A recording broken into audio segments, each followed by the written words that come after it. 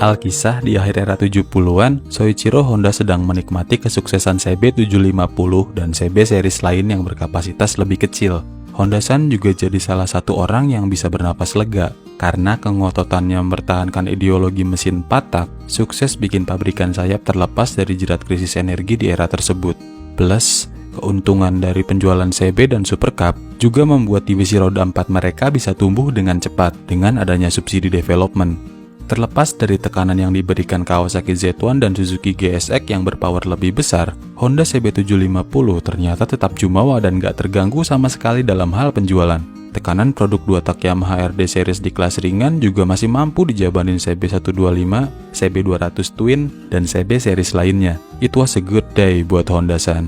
So, apa yang kira-kira bakal dilakukan pria keras kepala ini untuk dunia roda 2 selanjutnya? Rada nyantai dikit gitu mungkin, sambil mengalihkan fokus ke pengembangan tipe mobil terbaru? Nope, kalian salah. Jawabannya adalah dengan bikin motor yang paling powerful, paling ekstrim, paling mewah, paling mahal, paling mutakhir, dan paling stres. Yes, Honda CBX bermesin 6 silinder.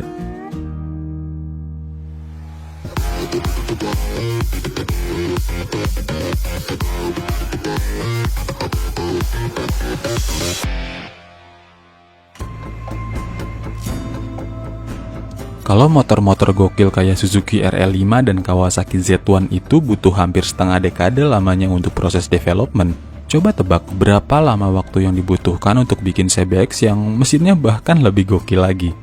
Yap, kalian salah. Jawabannya ternyata cuma butuh waktu 18 bulan doang. Bahkan dalam waktu yang singkat tadi, Honda sempat mencoba 4 prototipe tipe mesin yang berbeda sekaligus. 3 mesin dengan konfigurasi 4 silinder, dan 1 sisanya pakai mesin 6 silinder inline. Pada era 60-an sampai 70-an dulu, Honda itu jadi pabrikan roda 2 Jepang yang paling jumawa dari sisi manpower, sumber daya, dan manufaktur mesin patak. Jadi nggak heran kalau mereka bisa menyelesaikan seabrek proyek yang berbeda sekaligus dalam waktu yang tergolong singkat. Tapi, sebenarnya ada rahasia lain kenapa proyek development Honda CBX ini bisa selesai dalam waktu yang lumayan singkat. Mau tahu jawabannya? Yep, jawabannya ternyata ada di sosok di balik layar. Saat proyek motor ultimate flagship Honda ini dimulai tahun 76, Soichiro Honda itu menunjuk Soichiro Irimajiri sebagai head development CBX. Irimajiri ini bukan orang sembarangan loh ya. Dia ini salah satu tangan kanan Honda-san sewaktu meracik RC166 dan motor Grand Prix Honda lain yang mendominasi kelas middleweight di era 60-an. Irimajiri juga menjadi orang nomor 1 di balik proyek mesin 3 liter V12 Honda RA273, mobil balap yang ikutan Formula One musim 1966. Ini adalah suksesor mesin yang paling powerful di F1 saat itu. Sayang, sasis dan reliability-nya rada bobrok. Seperti biasa, Soichiro Honda tetap megang peran utama sebagai penanggung jawab. Simpelnya gini nih, semua prototipe yang dibikin engineer Honda saat itu harus dapat stempel Honda-san dulu sebelum bisa diproduksi dan dijual ke pasaran. Dan seperti yang bisa ditebak, Honda-san jugalah yang memberikan approval penggunaan mesin 6 silinder untuk Honda CBX. Padahal menurut Irimajiri, prototipe yang pakai mesin 900 cc 4 silinder justru malah lebih kenceng dan lebih enteng juga dibanding pakai konstruksi mesin 6 silinder. Terus kenapa Honda-san pilih yang 6 silinder? Jawabannya ya karena why not? Ini kita lagi ngomongin salah satu orang paling gokil dalam sejarah roda 2 dunia yang lagi bikin proyek yang juga nggak kalah gokil. Ngarap sesuatu yang rasional kayaknya bukan ciri khas Soichiro Honda deh. Soichiro Irimajiri sendiri bilang, waktu itu kami merasa ada sesuatu yang menggembirakan sekaligus menantang soal mesin 6 silinder CBX dibanding prototipe CB yang bermesin 4 silinder. Ada sesuatu di CBX yang nggak bisa diukur lewat angka, seperti top speed dan bobot kendaraan. Suatu hal spesial yang membuatnya jadi motor yang sangat seksi. Seperti yang bisa ditebak, motor ini seolah-olah dikerjakan tanpa kesulitan sama sekali di tangan Soichiro Irimajiri. Dilihat dari internal mesin, kelihatan banget kalau ini agak mirip-mirip mesin V12 punya RA273 yang ibaratnya itu dipotong setengah. Tapi kalau lihat penerapan teknologi dan tampilan luarnya, jelas lah ya. Konstruksinya ini sama plek kayak RC166 dan saudara-saudaranya di balapan Grand Prix era 60-an. Mesinnya sama-sama pakai 6 silinder, sama-sama DOHC 4 valve per silinder, ada tambahan pendingin oil cooler, plus juga sama-sama punya penggerak noken as yang berada di tengah-tengah blok silinder. Bedanya, kalau RC series itu pakai gear drive and camshaft untuk mengimbangi karakter mesinnya yang sangat ekstrim, nah yang satu ini cuma pakai tipe rantai keteng supaya lebih simple. Untuk meminimalisir ukuran mesin inline six yang biasanya jauh lebih lebar dibanding mesin 4 silinder, Irimajiri menaruh alternator di bagian belakang kruk as utama. Ini membuat mesinnya cuma lebih lebar beberapa sentimeter doang dibanding CB750. Meskipun kalau secara visual sih kelihatan tetap lebar lah ya.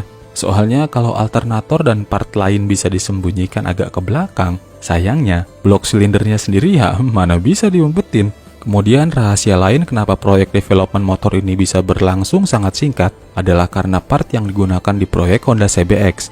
Oke, mesinnya itu memang masterpiece, titik. Tapi, komponen lain di motor ini sebenarnya nggak jauh beda dari kelas yang ada di bawahnya. Sasisnya tetap pakai tipe budget diamond, suspensi depan teleskopik standar, dan suspensi belakangnya pakai double shock. Effort yang sedikit ekstra itu terlihat di bagian velg yang sudah pakai casting wheel besutan Comstar. Plus cakramnya juga sudah pakai 3 biji, sesuatu yang tergolong masih langka di tahun 70-an. Selain itu, material sasisnya juga menggunakan baja khusus chrome molybdenum untuk menambah kekuatan konstruksinya. Soalnya, Honda Sun ini kekeh menggantung mesin 6 silinder gede ini langsung ke sasis utama tanpa ada support dari cradle atau dudukan di bawah mesin, yang biasanya itu ada di motor-motor konvensional. Gila, mesin segede gini digantung. Buset dah, kerasa banget ini mah Soichiro Honda pengen pamer mesin inline six. Setelah 1,5 tahun development, akhirnya Honda secara resmi memperkenalkan Superbike Ultimate terbarunya pada Februari tahun 1978.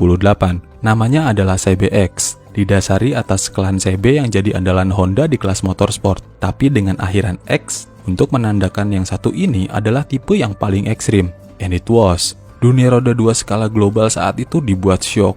Belum pernah ada motor yang segokil ini sebelumnya. Oke, mungkin ada Benelli SCI 750 yang sudah lebih dulu pakai mesin 6 silinder. Tapi soal penerapan teknologi, CBX ini belum ada lawan. Moge-moge di era tersebut emang ukurannya gede, tapi jelas nggak ada yang nyamain dimensi CBX yang super gede dan juga sangar banget. Suara mesin 4 silinder inline memang sangat menggoda. Tapi semuanya otomatis langsung sungkem begitu ketemu CBX. Pokoknya emang beda banget deh dari yang lain, kayak TP1.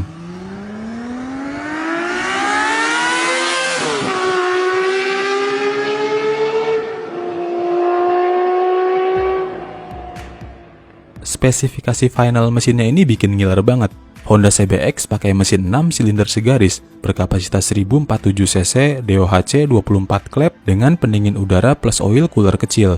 Tiap silindernya itu disuplai karburator Keihin 28 mm, yang kalau ditotal jadi ada 6 barel karburator. Sudut klepnya dibuat ekstrim, sekitar 62,6 derajat, sesuatu yang menurut Soichiro Irimajiri ini harus dilakukan untuk memberikan celah pendinginan di silinder head. Maklum, pendinginan utamanya itu masih pakai air cooling. Basic konsep kruk asnya dibuat sama persis kayak punya RC166, sehingga menghasilkan mesin yang smooth dan sangat ngat-ngat minim vibrasi. Powernya juga bukan candaan nih. Ketika Superbike lain di eranya kesulitan menembus barrier 100 horsepower, Honda CBX ini dalam kondisi standar ting-ting bisa tembus 105 horsepower dan torsinya 85 Nm. Yang lebih greget, mesin ini bisa digeber sampai 10.000 rpm lebih. Oke, emang gak khas ekstrim RC166 yang bisa sampai 20.000 rpm. Tapi yang satu ini suara knalpotnya jelas gak kalah merdu. Banyak reviewer yang menyebut suara knalpotnya itu mirip lengkingan suara mesin V12 punya Ferrari. Dan ya emang gak salah sama sekali, karena memang konstruksi mesinnya sendiri emang ibarat mesin V12 yang dipotong sebelah. Meskipun ukurannya gede banget dan bobotnya tembus 247 kg, tapi nggak ada reviewer yang menyebut CBX ini terlalu gede. Mereka itu justru penasaran soal rahasia gimana Honda bikin motor yang segede dan selebar CBX bisa sebegitu bersahabat dan easy to use. Problem terbesar di motor ini itu justru ada di bagian handling saat dibawa di kecepatan tinggi, karena mounting mesin ke sasisnya itu terkesan terlalu maksa. Nah ini nih yang jadi inspirasi beberapa builder kenamaan di Amerika dan Eropa mendevelop sasis khusus untuk menopang mesin 6 silindernya yang terlalu powerful. Salah satunya adalah Moto Martin CBX.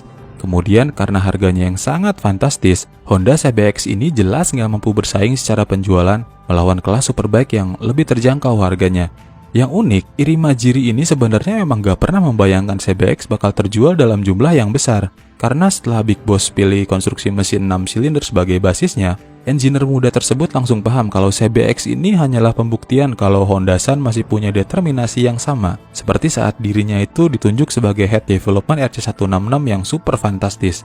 Ini adalah passion yang sama, sekalipun Honda telah berkembang jadi pabrikan motor terbesar di dunia dan juga sukses di dunia roda 4. Honda-san itu tetap masih orang yang sama, sebagai pria yang super kelas kepala, jenius di bidang engineering, tapi nggak berbakat dalam hal ekonomi. Untuk itu, setelah 3 tahun mengaspal pada tahun 81, Honda mengubah target pasar CBX dari yang sebelumnya sebagai Ultimate Superbike menjadi sport touring yang dilengkapi berbagai aksesoris tambahan. Powernya ini dituning ulang supaya sedikit bersahabat di RPM rendah yang menjadikan powernya juga sedikit lebih kecil. Kaki-kakinya juga dapat rombakan dengan suspensi depan lebih gambot. Plus, CBX juga jadi salah satu motor pertama yang sudah mengadopsi suspensi belakang monoshock Prolink bareng Trail CR 250R. Konsep kayak gini cuma bertahan setahun sebelum akhirnya Honda CBX di stop produksinya pada tahun 1982. Honda CBX ini bukan seperti CB750 yang sukses dalam hal pengembangan teknologi dan juga permintaan pasar. CBX ini masterpiece, tapi ini punya jalan yang berbeda. Honda CBX juga sekaligus jadi persembahan terakhir untuk memorial motor Grand Prix mereka di era 60-an, bareng Mike Hailwood, Jim Redman, dan seabrek pembalap legendaris lain. Setelah era CBX itu memang ada Goldwing yang pakai 6 silinder juga, tapi jelas jauh beda lah ya konsepnya dibanding Honda CBX. Effort lain untuk mengulang euforia CBX di era modern seperti sekarang, itu biasanya cuma berakhir sebagai prototype. Karena di waktu yang bersamaan bareng perjalanan Honda CBX ini, Honda-san sebenarnya punya proyek lain yang bakal menjadi cikal bakal pengembangan superbike Honda di era selanjutnya. Yes, the V-Engine.